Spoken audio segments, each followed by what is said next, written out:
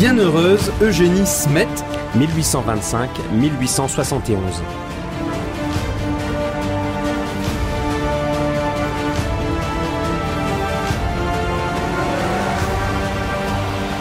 née en la solennité de l'Annonciation de notre Seigneur le 25 mars 1825, fêtée le 7 février, surnommée de son vivant la mine d'or de Lille, fondatrice de la congrégation des Sœurs Auxiliatrices du Purgatoire, la bienheureuse Eugénie Smet, Marie de la Providence en religion, est une de ces belles personnalités du 19e siècle français, d'une ardente et exceptionnelle vigueur physique et mentale, et douée d'une tendre compassion, capable à la fois de s'élever jusqu'aux phénomènes mystiques comme les âmes du purgatoire et la communion des saints, et capable de s'engager dans une action puissante, irrésistible au service des malades les plus pauvres en France et jusqu'au bout de la terre. Dans ce premier épisode de votre émission Pèlerin de Dieu sur les pas de la bienheureuse Marie de la Providence, née Eugénie Smet et béatifiée en 1957 par le pape Pie XII, revivez l'enfance puis l'adolescence d'une jeune fille lilloise établie à Los et guidée par la Providence. Pèlerin de Dieu avec Franck Bétoir et le père Jean-Baptiste Masson sur RCF Nord-de-France.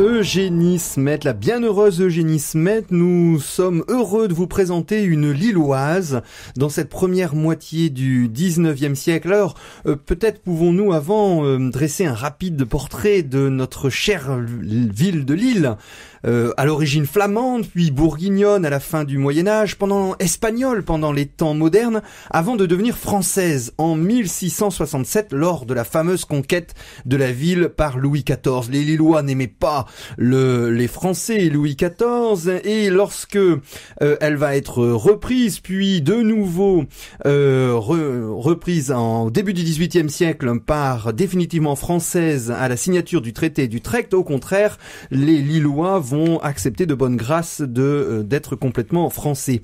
Et lors de cette date, de cette première prise par la France de la ville de Lille, ce siège de 1667, c'est la rupture majeure dans l'architecture de la ville au point de vue de l'urbanisme.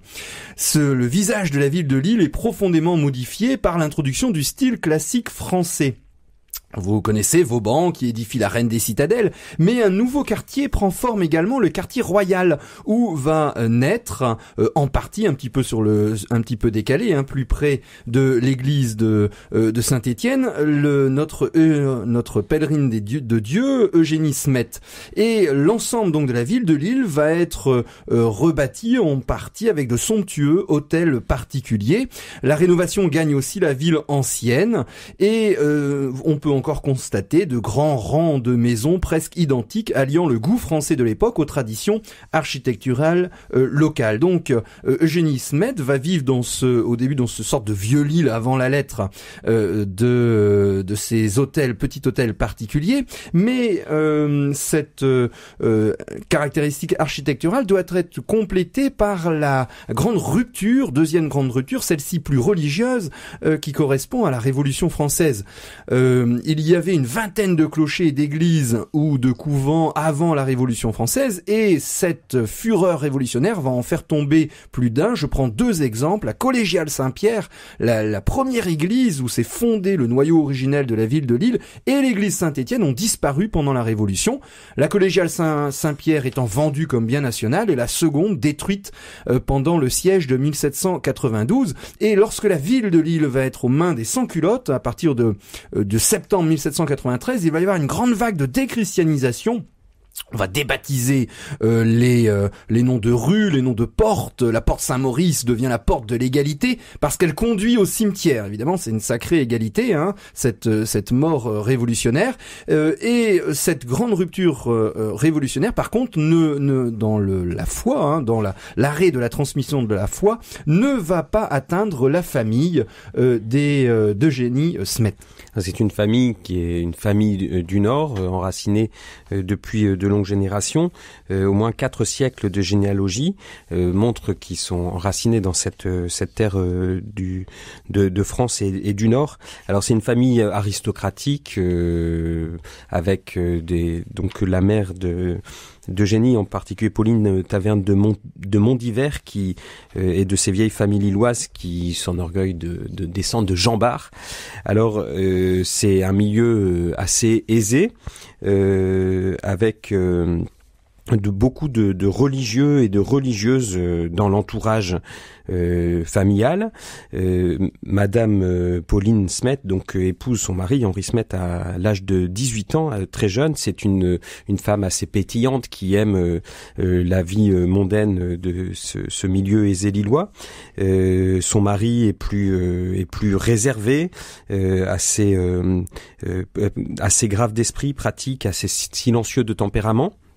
Et donc la famille vit dans cette ville de Lille des jours heureux, assez favorisés dans cette atmosphère de la Restauration, dans la France de Charles X, où tout semble assez facile et aisé. Alors c'est en 1825, l'année même de la naissance, elle sera baptisée le même jour.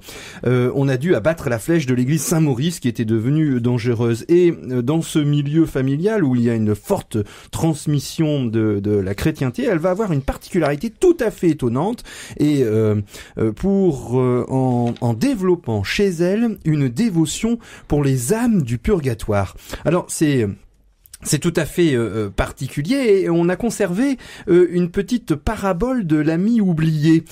C'est Eugénie Smet qui s'exprime par des images qui lui permet de mieux comprendre les âmes du purgatoire. Je la cite. « Si l'une de mes petites amies était en prison, la porte bien fermée, et qu'il fût en mon pouvoir de lui ouvrir, et qu'au lieu de la faire sortir, elle me vit courir après les papillons, m'amuser, passer avec indifférence devant la porte, quelle peine cela ne lui ferait-il pas ?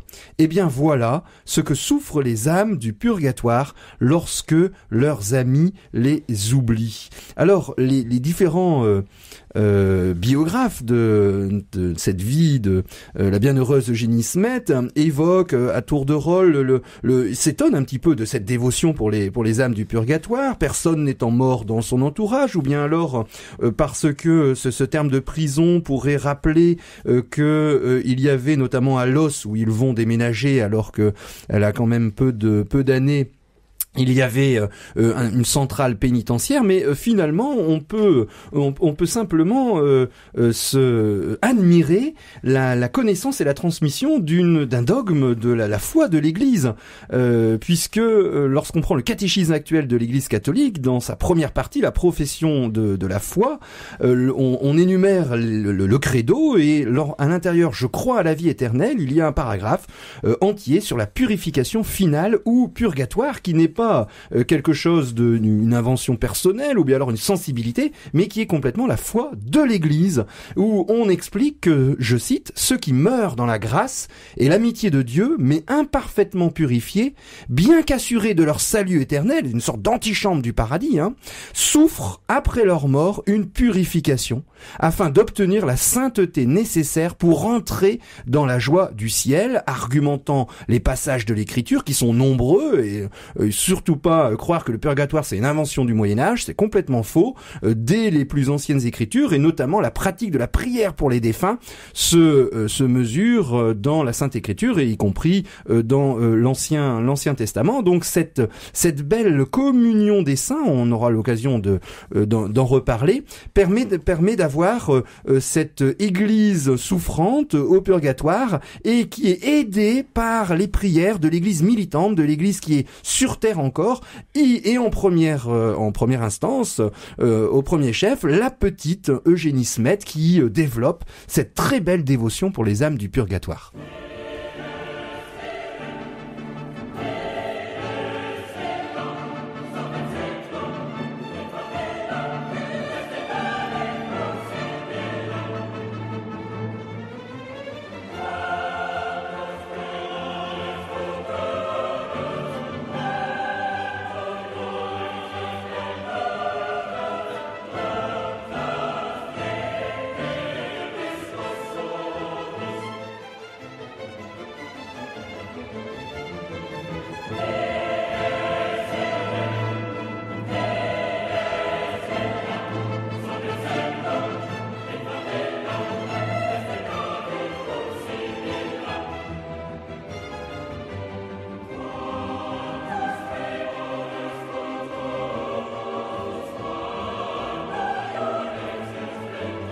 Pèlerin de Dieu sur RCF Nord-de-France. Nous sommes dans la France de la Restauration, cette France dans laquelle la foi se réimplante et se développe après les tourmentes de la Révolution et de l'Empire, dans cette famille de noblesse provinciale de lilloise, la famille Smet, établie au cœur de cette ville de Lille. Eugénie Marie-Joseph, donc placée sous la protection de Marie et de Joseph, donc dès sa naissance, est baptisée au premier jour de sa naissance. Elle a déjà deux grandes sœurs, et donc la famille qui compte donc ces deux grandes sœurs, Laure et Maria. Ensuite viendront un frère et deux autres petites sœurs, une famille qui comptera 6 enfants en tout. Alors dans cette famille, eh bien, on l'a dit avant la pause musicale, Eugénie développe de façon assez spontanée une prière, une dévotion pour les âmes des défunts, et donc on la surprend en train de prier et d'offrir des petits sacrifices pour ces âmes du purgatoire. Donc elle ressent très vivement déjà comme enfant, c'est assez surprenant, cette nécessité de ne pas les oublier et de prier pour eux. Alors elle développe, c'est une enfant assez joyeuse, assez enthousiaste et entraînante, donc elle a cette vie heureuse, d'abord à Lille pour les 15 premières années de sa vie. Ensuite ils s'établiront dans la campagne lilloise à Los. Alors c'est là qu'elle fait ses premiers pas dans la foi. On l'imagine donc dans cette paroisse Saint-Étienne du centre de Lille, avec ce baptême au premier jour de sa naissance, et puis la confirmation à 9 ans, donc avant de recevoir la première communion à 10 ans. Donc elle a cet amour pour Jésus qui se manifeste dans une forte piété, comme beaucoup d'enfants de son âge, peut-être avec une qualité spirituelle plus marquée, mais qui se déploiera, qui se mettra à jour dans les années qui vont suivre. Alors les événements politiques vont un petit peu obliger la famille, le papa, le monsieur et madame Smet à se déplacer. Ils étaient dans un petit hôtel particulier, richement meublé. C'était des rentiers, hein. Ils avaient, grâce à leur possession, des revenus qui leur permettaient de vivre sans travailler, et ils ont dû réduire un petit peu la voilure et aller dans leur maison de campagne, qui est une petite demeure campagnarde, dans la banlieue de Lille, à Los, où ils avaient une maison simple et carrée de briques et de pierre et ouverte sur un domaine. Alors on l'appelle le petit château de Los, il n'en reste quasiment plus rien aujourd'hui. Ce n'était pas un château, même s'il y avait une longue avenue d'ormes et de bouleaux, situé en bordure de village, près de la place de l'église. Et nous sommes dans ce début du 19e siècle, au moment où, avec la vague de l'industrie, les manufactures, et puis il va y avoir une croissance urbaine, et le petit village de Los va grandir. Il comptait à peine moins de 2000 habitants, sous Charles X, qui règne en France, donc dans cette première moitié du 19e siècle. Et ce village de Los va tripler en l'espace de 15 ans. Et là, la bienheureuse Eugénie Smet va prier longuement dans une très belle église, Notre-Dame de Grâce, puisque depuis des siècles, et depuis notamment Saint-Bernard au Moyen-Âge, au XIIe siècle, Los est un lieu de pèlerinage et de grâce, avec notamment une vierge qui aurait guéri miraculeusement un enfant, une enfant, Angélique Dujardin. Et depuis le XVIe siècle en tout cas, il y a une grande renommée de Notre-Dame de Grâce dans la région et on vient de loin l'implorer. D'ailleurs, la liste des miracles est soigneusement notée dans les minutes de l'époque. Et à l'ombre donc de cette Notre-Dame de Grâce, de cette Vierge Marie, de cette grande piété mariale, la petite Eugénie Smet ne va pas pouvoir rester à Los, mais va être envoyée dans une très bonne institution à Lille, le Sacré-Cœur de Lille. Elle a 11 ans. Alors, à 11 ans, elle a déjà fait un petit peu avant l'âge sa première communion. On l'a dit, lorsqu'elle avait 10 ans, ses examinateurs, donc à l'époque, ont passé un examen de catéchisme et donc pour vérifier l'aptitude de l'enfant, et surpris par la maturité spirituelle et la ferveur de cet enfant, il l'avait admise avant l'âge requis. Et lors de sa communion, elle avait intérieurement, donc le 7 avril 1835, fait cette offrande tout entière d'elle-même au Seigneur, en lui demandant déjà de l'appeler à son service pour la vie religieuse. Et donc elle avait scellé en fait ce désir dans son cœur. On a tout ça dans son journal intime qu'elle écrit donc à Los notamment, dans ses années de Los, où elle avait donc fait ce vœu intérieur d'être appelée, cette demande intérieure d'être appelée à la vie religieuse, et elle avait scellé ce souhait par un pèlerinage au sanctuaire dont on vient de parler de Notre-Dame de Los.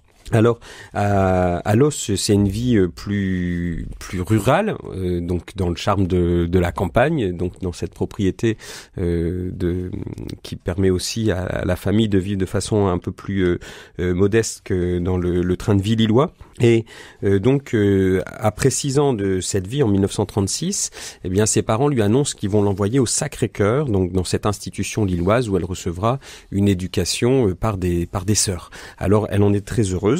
Elle va vivre là-bas une vie profondément marquée par la foi et la piété, et puis va se développer en elle cette confiance dans la providence. Donc, on a parlé de la prière pour les âmes du purgatoire, et c'est le deuxième trait majeur de sa spiritualité qui est en train de se mettre en place dans son enfance, c'est la foi en la providence, donc qui se manifeste par des petits exemples comme le jour où l'institution manquant de papier pour les examens finaux, ce qui est donc dramatique pour les élèves qui devaient partir en vacances, et bien la date des vacances s'est reportée sine die. Alors donc ça devait être prévu le 2 août, et elle prie, et voilà qu'un marchand au bord de la faillite se présente à l'institution pour supplier de lui acheter du papier, et tout rentre en ordre, aussi bien pour les élèves qui peuvent partir à l'heure en vacances que cet homme qui rétablit son affaire et peut payer ses dettes. Alors aussi, autre exemple de l'intervention de la Providence, le jour où il y avait une célébration spéciale, il fallait être habillé d'une robe blanche dont elle ne disposait pas, et pour elle, dans son petit cœur de jeune fille, c'était un drame de pas pouvoir assister à la place qu'elle souhaitait à cette célébration, et elle remonte dans sa chambre confiante dans le Seigneur, et elle trouve la robe que lui ont envoyée ses parents bien disposée sur son lit. Alors voilà, des petits détails de vie d'enfant, mais qui montrent comment s'inscrit déjà à l'époque dans son cœur d'enfant cette confiance en Dieu qui guide sa vie et qui pourvoit à ce qu'il faut.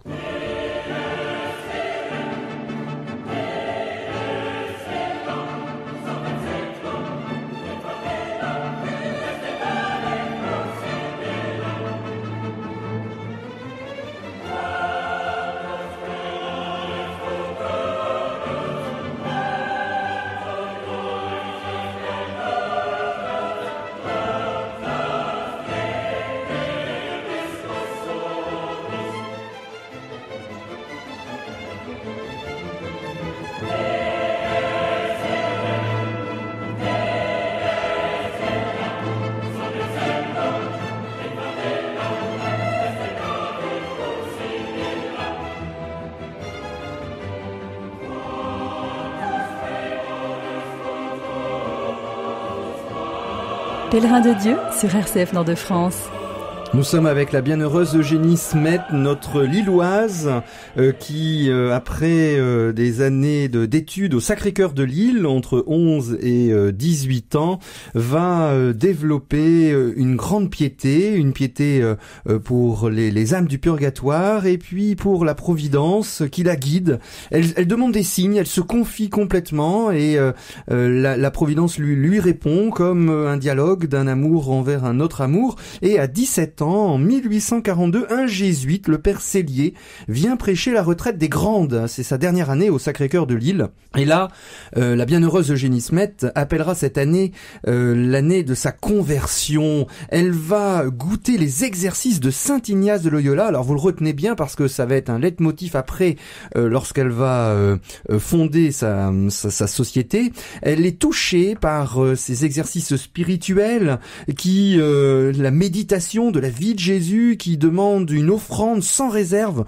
pour être avec le Christ. On est complètement dans l'imitation de Jésus-Christ et elle veut se livrer sans réserve. L'appel est si fort que tous les 25 janvier, elle revivra ce moment de conversion. Alors, elle sort de ce pensionnaire et elle va revenir à Los. Alors, c'est le moment de fixer un petit peu de lui faire un petit portrait à la fois physique et moral.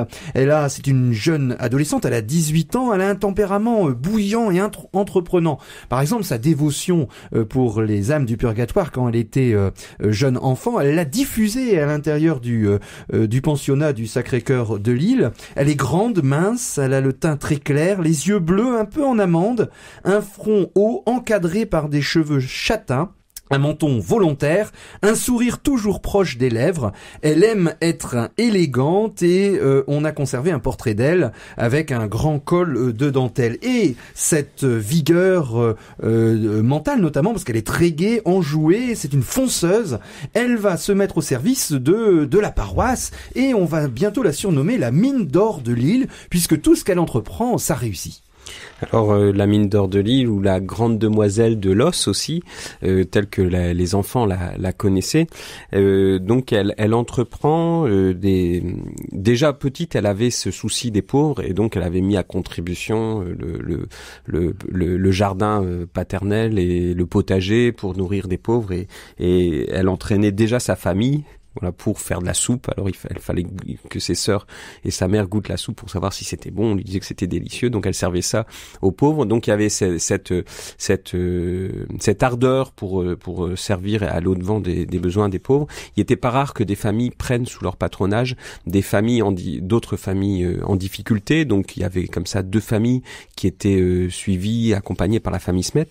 Et donc elle déploie au-delà, si vous voulez, cette générosité un peu patronale qui se met en place, elle la déploie avec une créativité, une énergie qui est au-delà de tout ce qui se faisait et qui remporte l'admiration, et avec beaucoup de dons d'elle-même. Et donc elle organise dans la paroisse des loteries pour voir à tel ou tel besoin. On fait un appel pour restaurer la chapelle de l'Immaculée Conception à l'église Saint-Maurice. Elle entreprend la vente de billets de loterie et puis la somme est recouverte.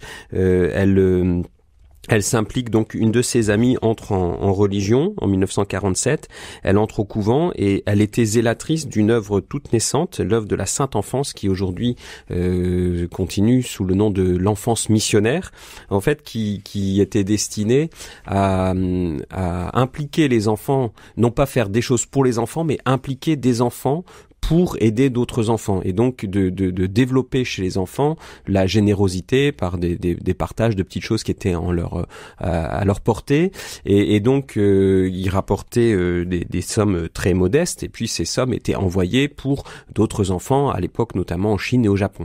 Et donc elle est d'abord un peu réticente, et puis elle se met pleinement à l'œuvre comme zélatrice de cette œuvre, et très vite c'est un succès extraordinaire où elle apporte des sommes au-delà de toute espérance, donc des sommes considérables, avec des milliers de billets de loterie ou de bulletins vendus.